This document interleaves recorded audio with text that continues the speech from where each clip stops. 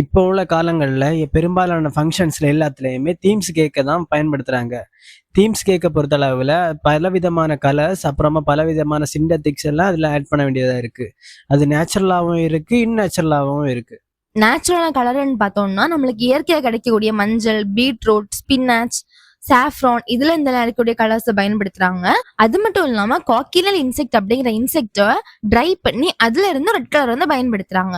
இந்த மாதிரி எடுக்கக்கூடிய கலரன்ஸ் எல்லாமே அன்ஸ்டேபிளா இருக்கு. அதிகமான லைட் ஹீட் எல்லாம் பண்றப்ப ஃபேட் ஆயிருது. ஆனா நம்மளுக்கு உடம்புக்கு எந்த பாதிப்பும் இல்லாம இருக்கு. டார்க்கான ப்ளூ, எல்லோ, ரெட் அப்படிப்பட்ட கலர்ஸ் எல்லாமே அவங்க கொண்டு வர்றதுக்காக சிந்தட்டிக் ஆர்டிபிஷியல் கலர் கொண்டு வர வேண்டியது. அப்படி பெரும்பாலான கலர்ஸ் பண்றதுக்கு தெலின், நாப்தலின், அலினைன், ஃபீனால் அமைன் அப்படிப்பட்ட அமினங்கள் எல்லாம் பயன்படுத்துறாங்க. பெரும்பாலான பெட்ரோலியம் ப்ராடக்ட்ல இருந்து எல்லாமே கலரை கிரியேட் பண்றாங்க. ஆனா இந்த மாதிரியான சிந்தட்டிக்கான கலர்ஸ் எல்லாமே மெயினா டெக்ஸ்டைல் இண்டஸ்ட்ரி, பிரிண்டிங் பிரஸ் இந்த மாதிரி இடத்துல தான் பயன்படுத்திட்டு இருந்தாங்க.